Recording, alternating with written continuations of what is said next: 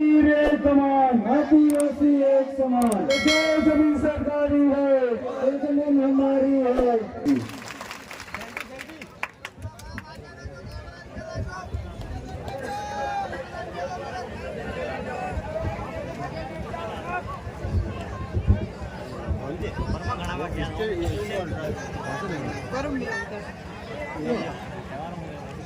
इतने साथी इधर घूम रहे हैं। सामने काफी सारी जगह पंडाल में खाली पड़ी है। हमारे साथियों ने इतनी मेहनत से पंडाल तैयार किया और आप लोग अनुशासन में नहीं रहना, शायद ये भी एक बहुत बड़ी वजह है। मैं इस मंच से हमारे तमाम महापुरुषों को नमन करते हुए दारा पूजा भील की इस बहुमत भूमि में हमारे बंगारे जगदीश भाई को नमन करते हुए आप सभी को मेरी ओर से क्रांतिकारी जोहार। क्योंकि एक तयबद्ध कार्यक्रम जब होता है तो लगातार लंबे समय तक बैठने की हमको आदत नहीं है। हम लोगों को इस तरह 2-2 घंटे 3-3 घंटे एक जगह बैठने की आदत नहीं है। और इसके 2-3 कारण ये भी है कि पिछले कुछ समय में कुछ लोगों के प्रभाव की वजह से हमारी आदतें बिगड़ गई। अब जैसे जैसे वैचारिक शुद्धिकरण हुआ है, आज जो ये पंडाल में हमारी संख्या है, जो साथी हमारे यहाँ सब अलग अलग क्षेत्रों से अलग अलग जगह से चलकर आए, आज ये जो मजमा है ये ऐसे ही तैयार नहीं हुआ। ये जो वैचारिक परिवर्तन है ये ऐसे ही तैयार नहीं हुआ। आज अगर बहन बबीता की बात करें, हमारे भाई जो सलंबर ब्लॉक से है उनकी बात करें, जो हमारा भाई जोधपुर से चलकर आया है अगर उनकी बात करें, तो ये मजमा ऐसा ही नहीं बना है। शायद बहुत कम लोग जानते होंगे, बहुत कम लोग जानते होंगे कि साल 2014-15 जो शायद आदिवासी परिवार के जो वैचारिक परिवर्तन का जो बीज था, जब वो अंकुरित हो रहा था, उस दौर को बहुत कम लोग जानते होंगे। लेकिन मैं आज आप सब लोगों को बता देता हूं कि ये हजारों का वैचारिक मंच ऐसे ही तैयार नहीं हुआ। दादा भंवरलाल परमार और हम लोग एक मोटरसाइकिल पर 3 लोग बैठकर, मैं भंवरलाल दादा और कानपुर दादा 3 लोग एक मोटरसाइकिल पर, और डूंगरपुर से उदयपुर और उदयपुर से प्रतापगढ़ जाकर एक छोटा सा 20 और 25 लोगों का कैडर कैंप, 20 और 25 लोगों का प्रशिक्षण शिविर आयोजित करते थे। और रात को 11 बजे 10 बजे वहां से फ्री होकर वापस डूंगरपुर जाकर उदयपुर आना। साथियों, उस समय जब हम इन बातों को करते थे तो एक बड़ा लक्ष्य नजर आता था कि पहाड़ तोड़ना है, एक पहाड़ तोड़ना है। लेकिन क्योंकि हमारी विचारधारा अटल थी और उस विचारधारा पर लगे रहने पर आज वो पहाड़ आप और हम सब ने मिलकर एक साथ इस तरह तोड़ा है कि उसका डंका पूरे भारत में बज रहा है।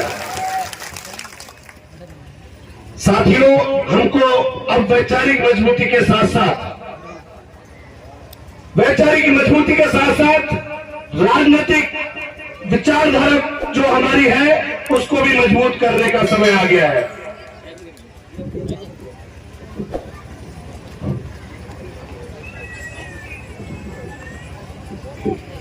वैचारिक विचारधारा की लड़ाई के साथ साथ राजनीतिक विचारधारा को भी मजबूत करने का समय आ गया है।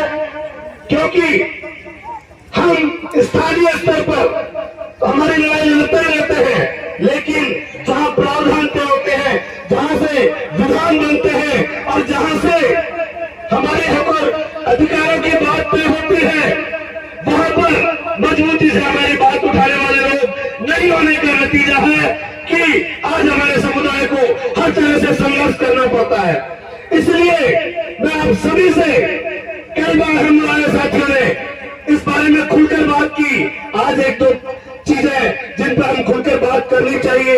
आपको सोचना होगा कि इन 70 सालों में ऐसी क्या परिस्थिति रही कि हमारे समाज के दिन पर दिन हमारे समाज के हालात बिगड़ते जा रहे हैं, क्योंकि हमारे समाज का सिर्फ उपयोग किया गया, सिर्फ वोट का उपयोग किया गया। ये आपको हम बहुत अच्छे से जानते हैं कि हमारा वोट किसके चक्कर में गया। एक डबूरी, उस एक डबूरी के चक्कर में अभी सुबह जब मैं आया तो हमारी बहन सरपंच निर्मला, उन्होंने शराब को लेकर विषय उठाया। तो यहाँ जो मातृशक्ति है, जो मेरी माता बहनें और बैठी है, आपको मजबूत होना होगा। इस बार आपको मजबूत होना होगा, क्योंकि हमारे ये जो पुरुष शक्ति है, ये तो आधे शाम होते होते डबूरी के चक्कर में गड़बड़ कर देते हैं।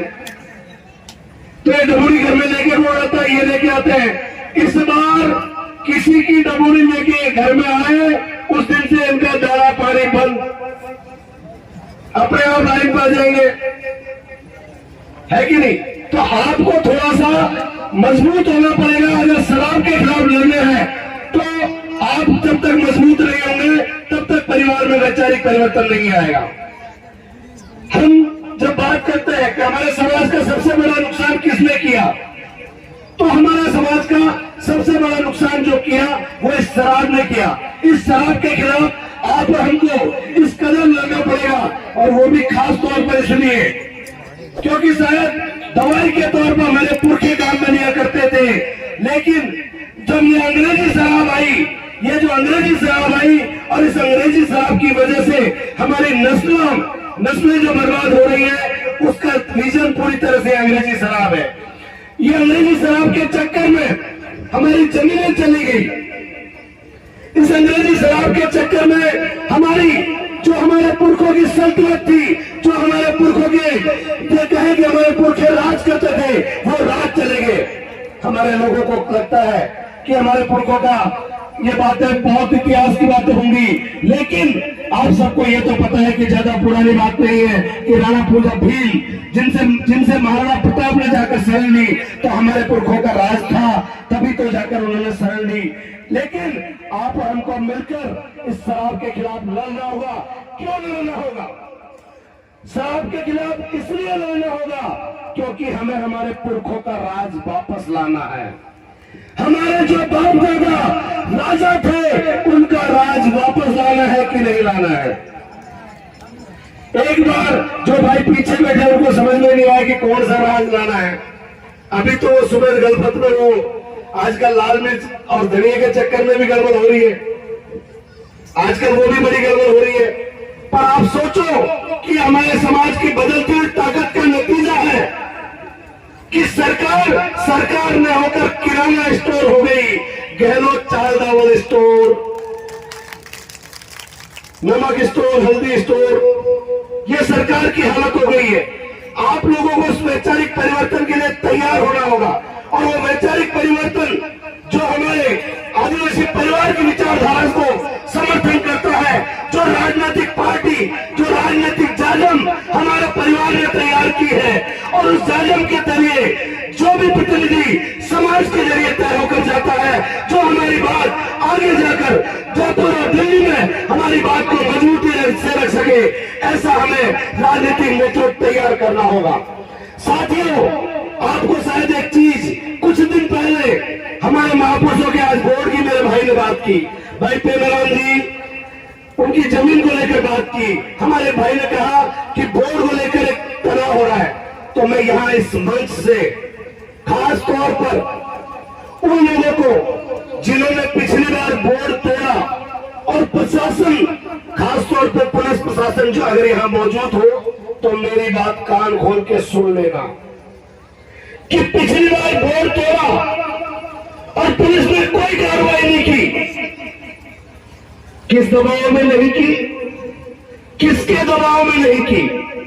हम पूछना चाहते हैं कि रात को 2:30 बजे तक हमारे भाई वहां बैठे रहे और आप वहां तक पहुंचने में आपको रात के 2:30 बज गए, कोई बात नहीं। लेकिन अब इस चीज को लिख लेना कि इस बार अगर वोट तोड़ा तो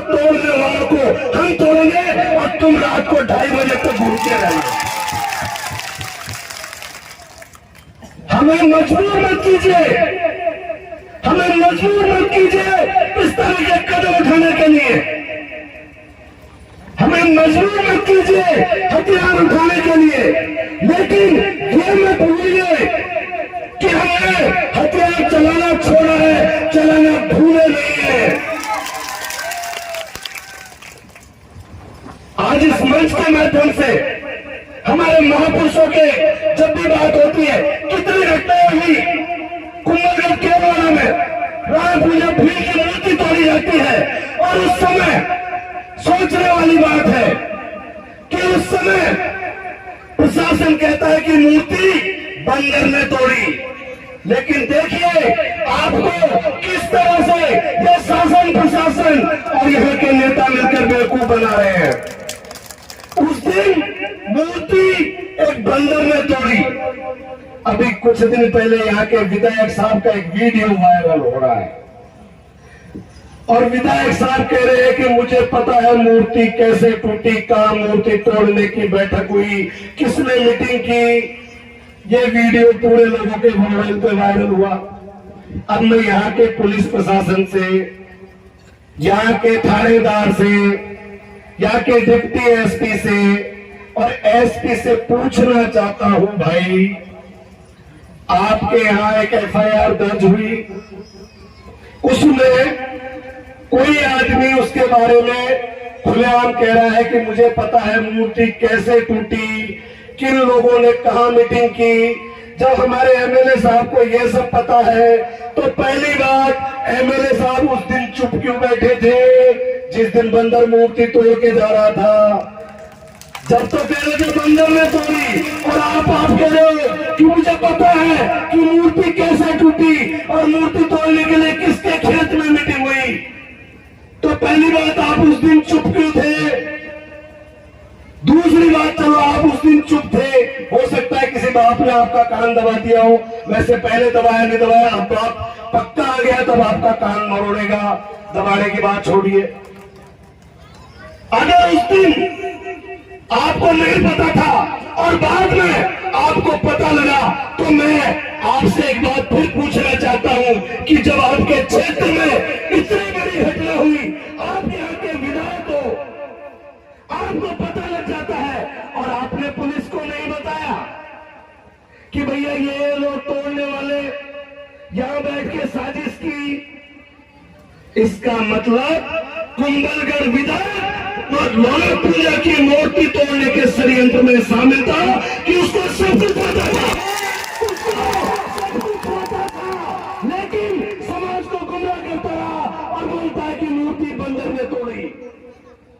अब मैं पूछता हूं यहाँ के पुलिस प्रशासन से कि जब विधायक साहब खुलेआम वीडियो स्टेटमेंट दे रहे हैं कि मुझे पता है कि कहां बैठक हुई, कहां नहीं हुई, और ये वीडियो पूरे लोगों में वायरल हो रहा है, तो पुलिस वालों के आंख कान नाक में हो क्या भैया? या विधायक साहब से दो सवाल करने में फटती है? नौकरी विधायक साहब ने दी है क्या? नौकरी विधायक साहब ने दी है क्या? पूछना विधायक साहब से कि किसने मूर्ति तोड़ने की साजिश की, और नहीं कहते तो फिर कानून का डंडा चलाते तो अपने आप बताते और मूर्ति तोड़ने वाले सामने होते कि ये साजिश किसने की। मुझे लगता है कि जिस हिसाब से विधायक साहब के स्टेटमेंट है, इसका मतलब पूरी प्लानिंग विधायक साहब की है कि शायद मूर्ति तोड़वा के दोबारा मूर्ति लगवा के क्रेडिट लेना चाहते हैं और मेरे समाज को बेवकूफ बनाकर फिर से वोट लौटना चाहते हैं, तो इस बार नहीं होगा। अलार्म बज चुकी है, थोड़ा सा समय और लूंगा, ज्यादा नहीं, क्योंकि मुझे पता है 5 बजने के करीब है और भी कई वक्त बाकी है। तो इस बार ऐसा नहीं होगा। आप 75 साल से हमारे लोगों को बेवकूफ बनाकर वोट लूट रहे हो, और कितना बेवकूफ बनाओगे। अभी ताजा घटना पीपला की, मैं पीपला से यहां मौजूद मेरे भाइयों से एक बात पूछना चाहता हूं कि उस दिन 15 दिन का वादा किया था कि 15 दिन में पट्टा बना देंगे। 15 दिन में मूर्तियों का अनावरण हो जाएगा। हुआ क्या? 15 दिन में आपके पास पट्टा आएगा क्या? पट्टा आ गया तो अनावरण क्यों नहीं हुआ भाई? क्योंकि आगे आचार संहिता आ रही है। अब आपको तो एक झुंझुना पकड़ा दिया है, उस झुंझुने के चक्कर में हमारे लोग बेवकूफ बने जाएंगे और फिर वापस से अगली बार कि 5 लाख और आने हैं, आए क्या खाते में? ये तो मोदी जी की तरफ 5 लाख 15 लाख वाली बात होगी। तो मैं एक बात यहाँ इस मंच से पूछना चाहता हूं कि जब आप इस तरह हमारे समाज को बेवकूफ बनाते हो, हमारे समाज के वोट लूट कर इतने सालों से आपने हमारे समाज को बद से बदतर स्थिति में ला दिया।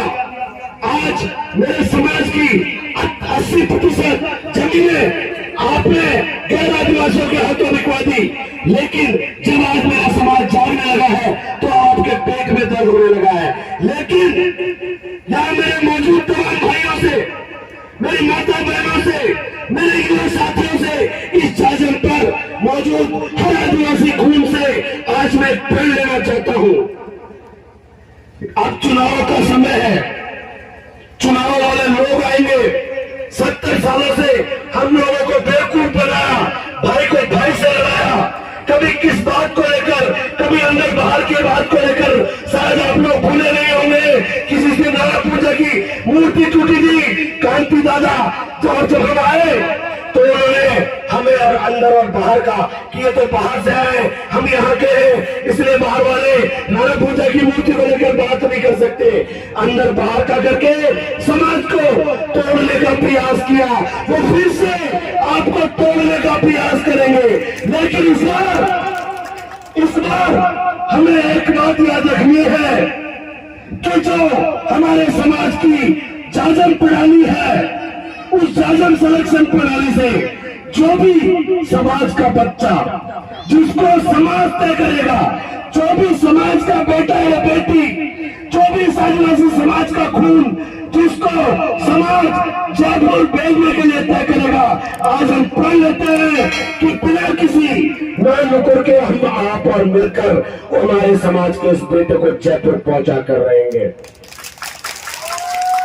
मुझे आप लोग हाथ उठाकर इस बात का एहसास दिलाइए कि चाहे कोई भी हो, चेहरा आप और हम में से कोई भी होगा समाज का बेटा या बेटी, लेकिन हम आज विश्वास लेते हैं, आज प्रण लेते हैं कि हम हमारे समाज के बेटे को जयपुर पहुंचा कर रहेंगे। 70 साल हमने दूसरों को भेजा है, अब मौका आ गया है कि हमारे बीच में से जो हमारे हक की बात कर सके, जो हमारी बात को मजबूती से रख सके, जो हमारी लड़ाई खुलकर लड़ सके, ऐसे व्यक्ति को हमें विधानसभा में भेजना होगा। चुनाव का समय है और अभी मेरे पास भी समय कम है, क्योंकि इसलिए मैं आप सभी से आज कम शब्दों में एक बात कहना चाहूंगा कि अभी पिछले कुछ समय में इस तरह की कई बातें सामने आई कि अभी चुनाव को लेकर कुछ चर्चाएं हलचल शुरू हुई है, तो हमारे आपस में कई भाइयों के बीच में मतभेद पैदा करने वाली बातें होने लगी है। भाइयों, एक बात आपको इस जाजम से, इस मंच से आज मैं साफ कर देना चाहता हूं।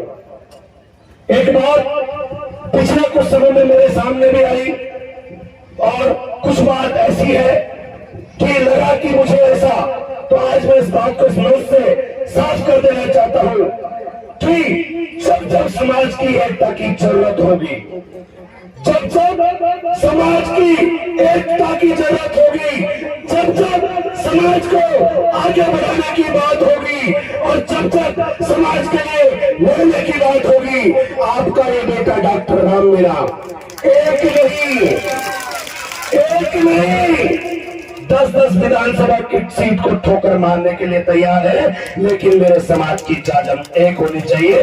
भाई भाई के बीच में आपस में विरोध नहीं होना चाहिए। मुझे राजनीति की चिंता नहीं है, चुनाव की चिंता नहीं है, डॉक्टर राम मीणा को चुनाव का लालच नहीं है। डॉक्टर राम मीणा आज से 5 साल पहले चुनाव लड़ चुका है समाज के दम पे, इसलिए चुनाव का कोई नहीं है। मेरी एकमात्र इच्छा है कि मेरा समाज एकजुट होकर एक साथ एक जाजम से अपना एक नेता चुनकर जयपुर भेजे, जो आप और मेरी आवाज बनकर वहां पर लड़ाई लड़ सके।